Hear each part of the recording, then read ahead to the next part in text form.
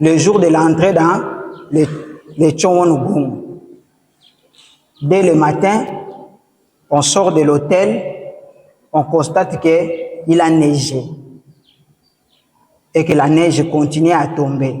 Le sentiment était partagé. D'un côté, c'était la première fois de vivre la neige, qu'on a commencé à étudier depuis l'école primaire, mais de l'autre côté, on n'était pas suffisamment protégé contre ça. Et comme si cela ne suffisait pas, c'est pourquoi peut-être que dans le message, on pourra revenir sur ça. Dans l'Ancien Testament, chaque fois que le parent céleste descendait, il y avait des phénomènes comme ça. Alors, ce jour-là, quoi que la Corée ait pris, ou bien l'organisation ait pris des précautions, on a placé des chapiteaux, on a prévu déjà des couvertures, on a tout prévu pour nous protéger, mais la nature était au-dessus de toutes ces protections-là. Au début, je pensais que c'était seulement nous qui ne sommes pas habitués au froid, qui souffrions, mais je regarde à mes côtés, et même les Asiatiques, et les Américains, et les Européens, nous étions en train de souffrir au même degré.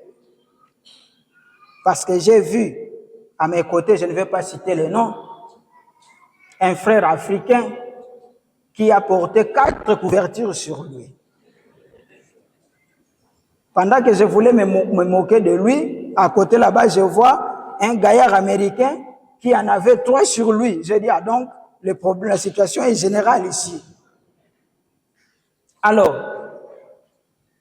non seulement que la neige tombait, mais il y avait aussi un coup de vent au niveau de secouer même les chapiteaux.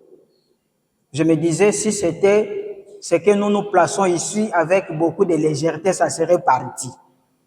Mais c'était solidement attaché. Vous sentez comme si le vent voulait emporter ça. Mais juste quand on a fini,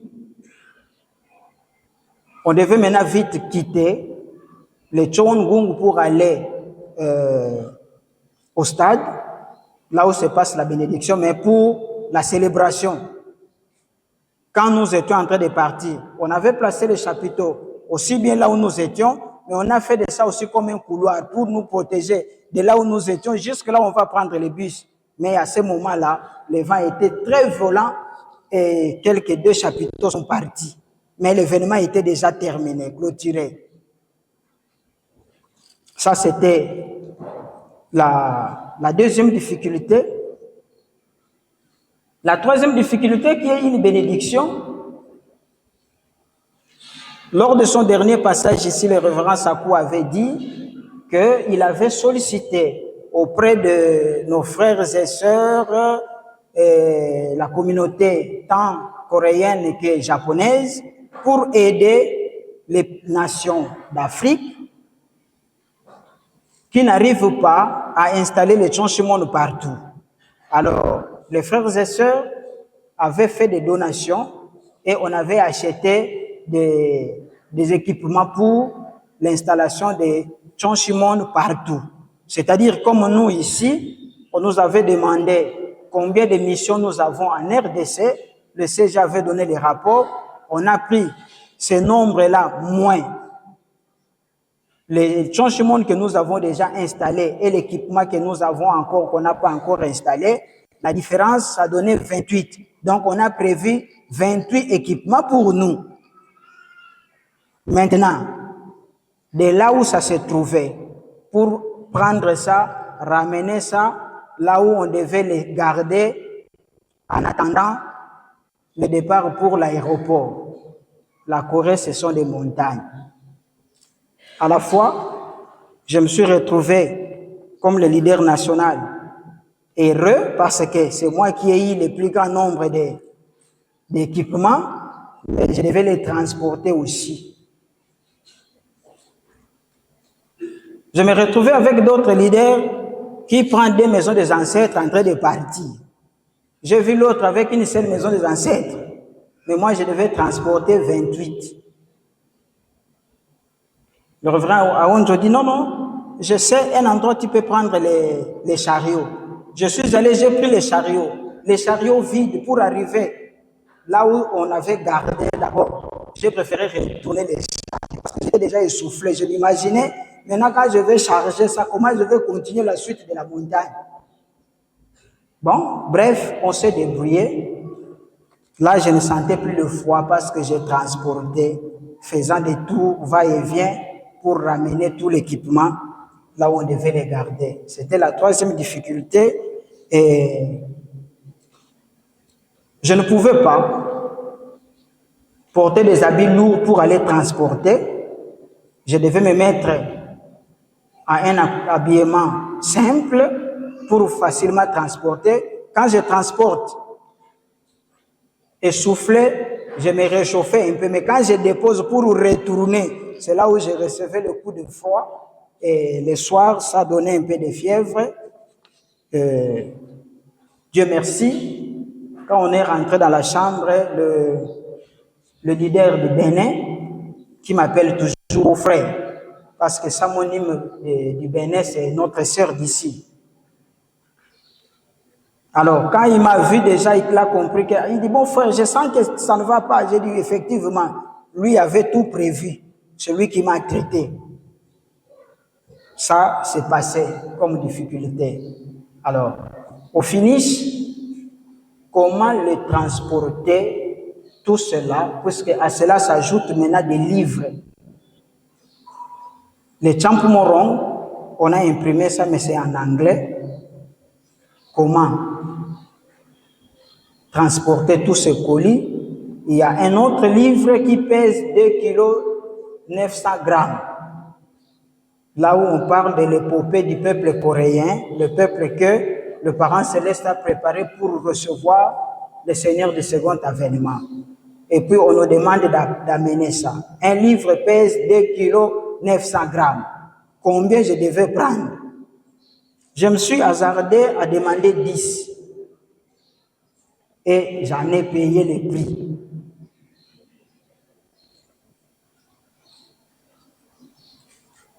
Autour de tout cela, je profitais de l'occasion, comme notre frère,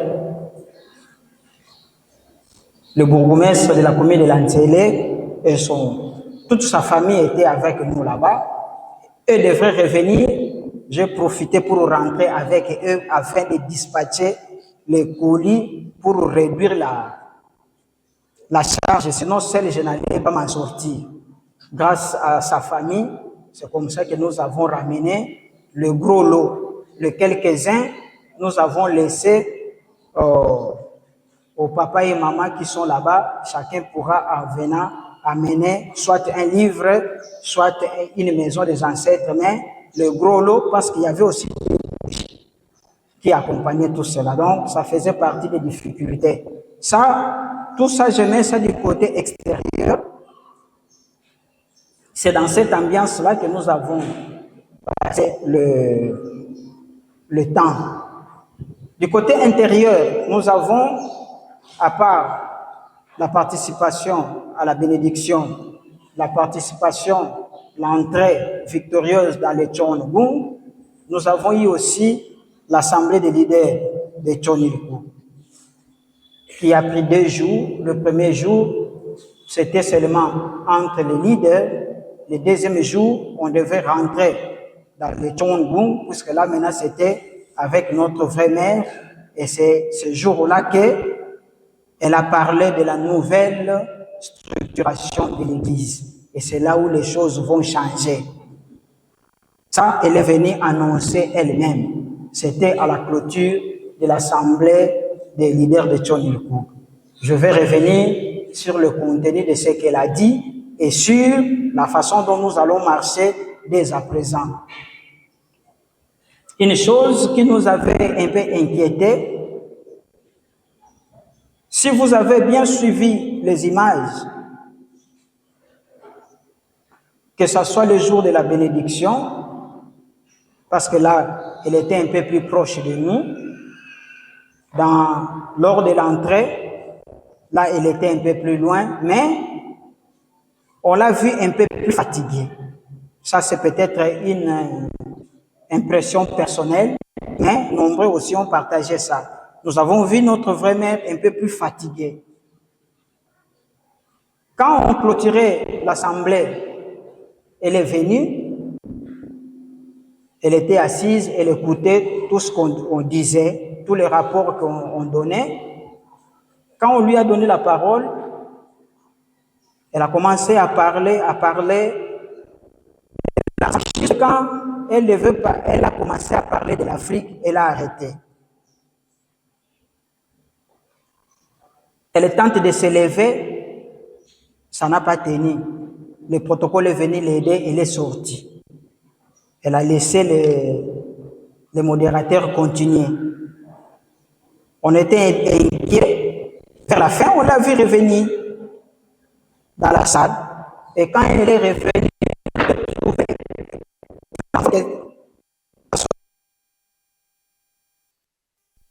mais elle a la ligne dans les coulisses. Et elle est revenue jusqu'à ce qu'on a clôturé l'assemblée. Alors, puisque le reverend Kadima, le président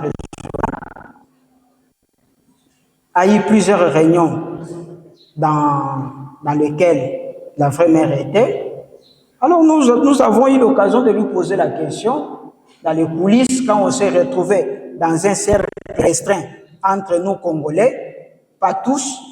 Alors on a profité pour lui poser la question sur la santé de la vraie mère. Que non, elle va à merveille. Moi-même j'ai insisté, mais comment elle était sortie ainsi des yeux? Non.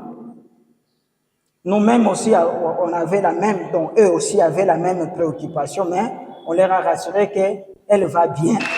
Ces derniers temps, elle ne veut plus trop parler, même dans des réunions qu'elle tient avec eux, elle donne l'essentiel, elle arrête le reste, elle laisse au modérateur de continuer.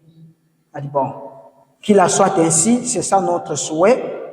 En rapport avec le Undoke que nous avons lu, vous allez vous rendre compte que nous avons pris deux champions de l'histoire, dont les derniers moments du Christ Jésus et puis les derniers moments de notre vrai Père. Pourquoi nous avons pris ça? C'est en rapport avec ce que notre vraie mère fait. Parce que s'il faut dire que le parent céleste est champion tout au long de l'histoire, à part ces trois-là, je ne pense pas qu'il y ait un autre. Le Christ Jésus, il y a le vrai Père et aujourd'hui la vraie mère. Je ne sais pas s'il y a un autre champion dans l'histoire qui a amené un résultat favorable. Alors, maintenant, quand on comparer les trois, ça sera dans le corps du message de ce jour. Alors, vous allez comprendre pourquoi nous avons lu pour les deux autres, qui ne sont plus sur la terre avec nous, mais notre vraie mère était là avec nous. Il y a un point commun entre les trois. Il y a un point de différence que notre vraie mère a marqué que les autres, ni le Christ Jésus, ni le vrai Père n'ont pas marqué. Ça, c'est une considération d'ordre général. Maintenant, nous allons entrer dans le message du jour lié au Undoke que nous avons lu. Je ne sais pas si il faut partager l'écran. Arrivé hier, je devais préparer le message, le réflexe de la RDC, parce que là-bas, quand on utilise l'ordinateur, on ne branche pas, on laisse jusqu'à ce que ça se décharge, vous branchez le courant permanent. J'ai oublié que j'étais de retour à Kinshasa. J'ai commencé à travailler avec le même réflexe que quand la batterie sera épuisée, je vais recharger et continuer le travail. Et elle aussi m'a souhaité bonne arrivée. Conséquence, le fichier, je n'ai pas terminé. Il y a une partie qu'on va projeter, mais la conclusion, je n'ai pas écrit par manque de courant. C'est ce qui m'a rappelé que je suis déjà de retour en Afrique. Je ne vais pas faire de commentaires sur ce qu'ils feront de leur médaille. Je ne vais pas faire de commentaires. Chacun comprenant que c'est quelque chose, c'est un cadeau qui vient du Messie, ça a beaucoup plus de valeur. Voilà.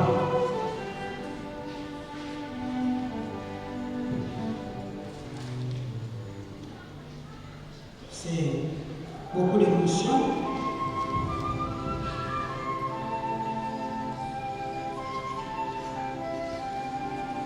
Mais c'est écrit en anglais.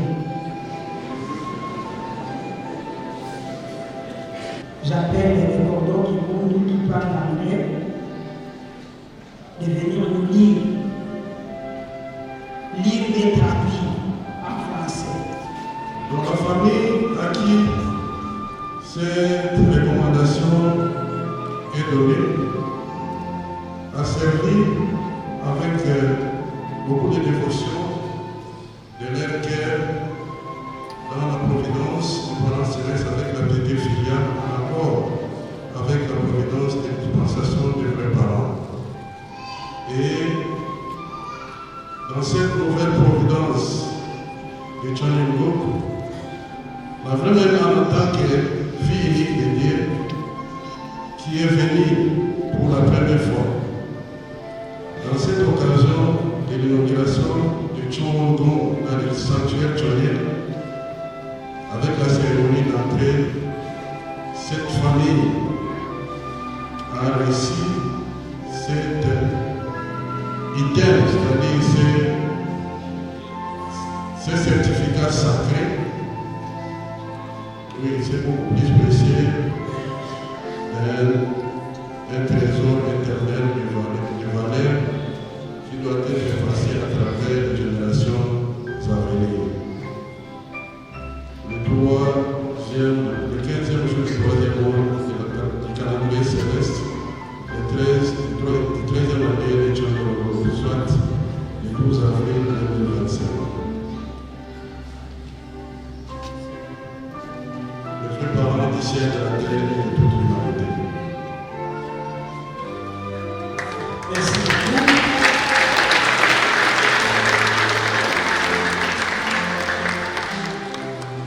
Puisque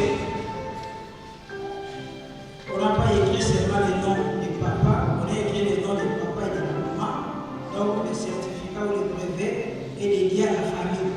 Alors j'appelle maman Sandrine, comme ça, nous aussi en famille, nous allons donner ça aux familles qui ont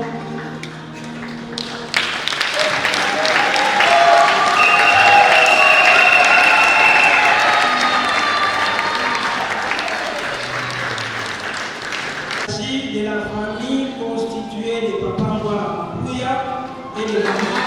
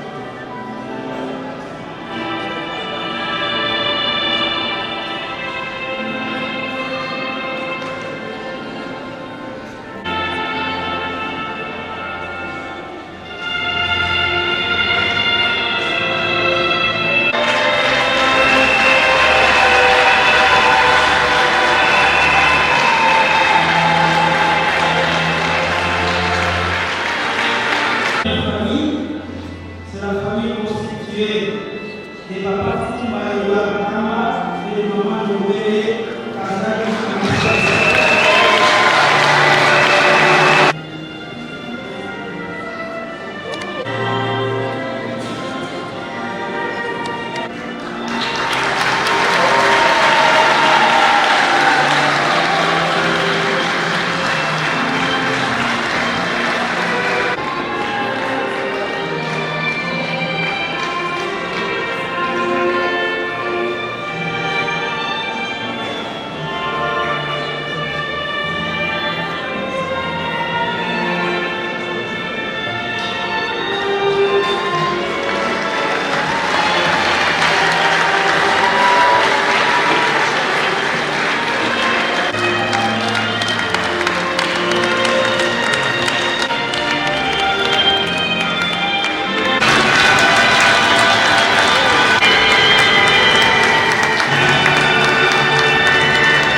La médaille tout juste bien après.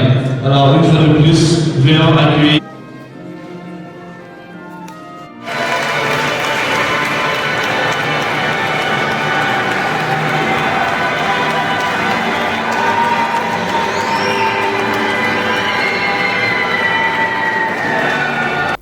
Nous sommes flattés de nous retrouver encore dans ce plateau, bien sûr ce plateau de PCO TV, mais de façon particulière parce que, comme vous savez, nous avons encore eu l'opportunité d'aller représenter la nation aux assises que nous avons annoncées ici à plusieurs reprises. Le mois d'avril était connu que c'était le mois retenu pour le grand événement du siècle, la descente du Parent Céleste. Et PCO TV nous a fait l'honneur de retransmettre ces événements en direct. Mais nous étions encore surpris sur place là-bas. Après les événements, nous sommes appelés pour dire la vraie mère, la Sainte Mère Anne, reconnaissant que le travail qui est couronné, ce travail-là a bénéficié du concours des membres de par le monde. Et comme par hasard, certains de les membres congolais, 7 au total, se sont retrouvés parmi les gens qui ont été reconnus avoir travaillé plus de 30 ans d'arrache-pied sans relâche. Et la vraie mère, la Sainte Mère Anne, leur a octroyé quelque chose en guise de reconnaissance. La chose en question, c'est quoi? C'est un certificat. Le ciel leur reconnaît avoir participé à la construction du royaume des cieux ici sur la terre, d'une manière ou d'une autre. Alors, sur les 7 membres de la RDC qui ont bénéficié de ces certificats et d'une médaille spéciale, il y a 2 qui sont restés en Corée, dont le révérend Foutila Dimayeko Michel, qui peut-être ne peut pas être encore compté membre de Kinshasa parce qu'aujourd'hui, actuellement, leader national à Sao Tomé.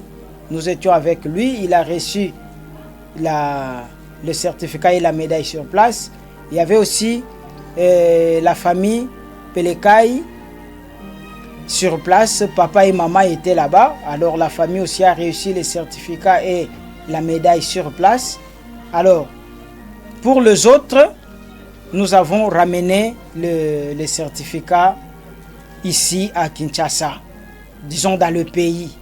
Il s'est fait que 3 familles soient dans le Congo central et les autres sont ici à Kinshasa.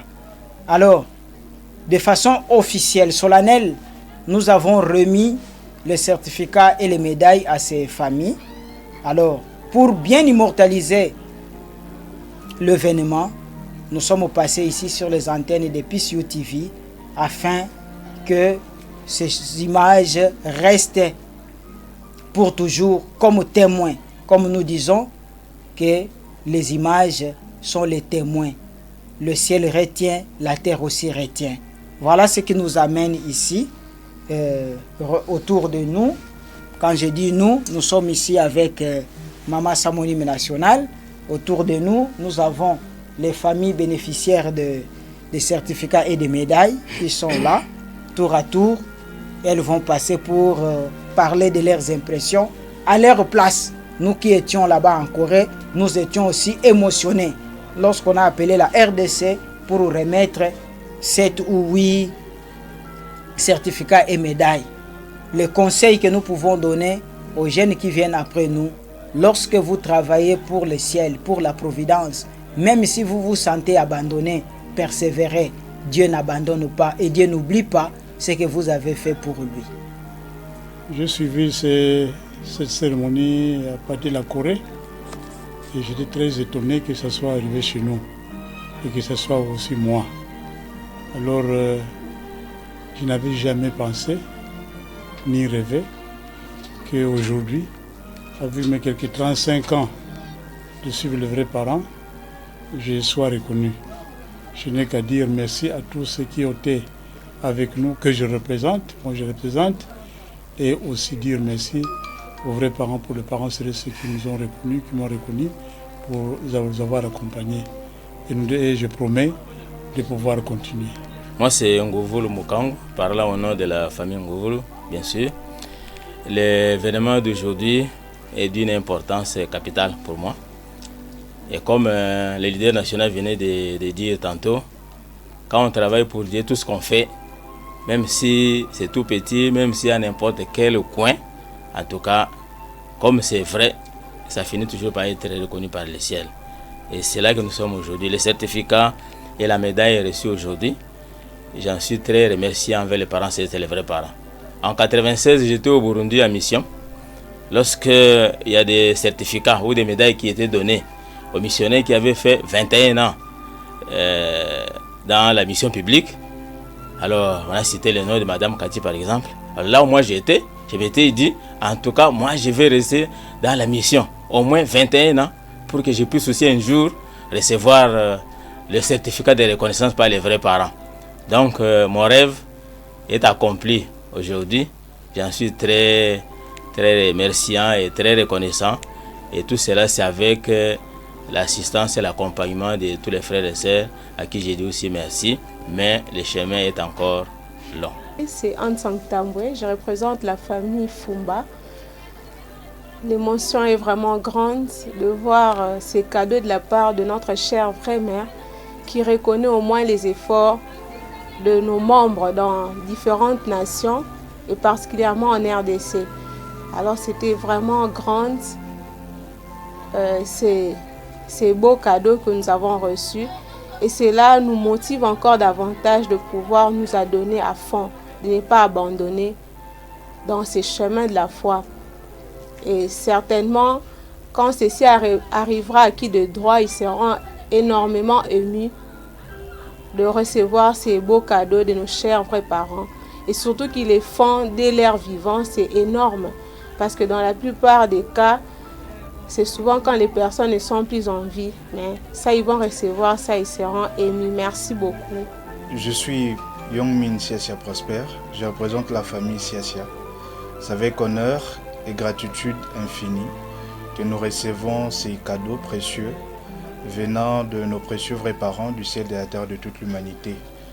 Vraiment, les mots seront insuffisants pour exprimer ce qu'il y a dans notre cœur, car ces cadeaux est un héritage.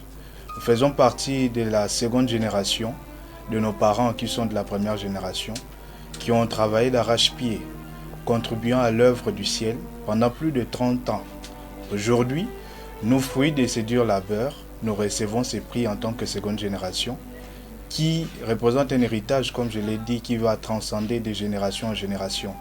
C'est une fierté, un honneur, mais c'est avec humilité et gratitude que nous recevons cela, car c'est pour la gloire et la victoire du ciel. Je réponds au nom de Mawanga Jeanne. C'est avec gratitude et reconnaissance que nous nous tenons ici pour féliciter ces familles qui ont travaillé d'arrache-pied depuis près de 30 ans sur le chemin de la restauration. Ceux-là qui ont fait un fondement, qui ont créé le fondement sur lequel nous sommes venus aujourd'hui. Donc c'est une grande grâce pour eux. Et nous encourageons la jeunesse qui prend la relève à partir de maintenant de pouvoir emboîter le pas de ces parents qui aujourd'hui prennent, malgré qu'ils n'ont pas eu l'idée qu'aujourd'hui ils seront bénéficiaires d'un cadeau venant de notre vraie mère.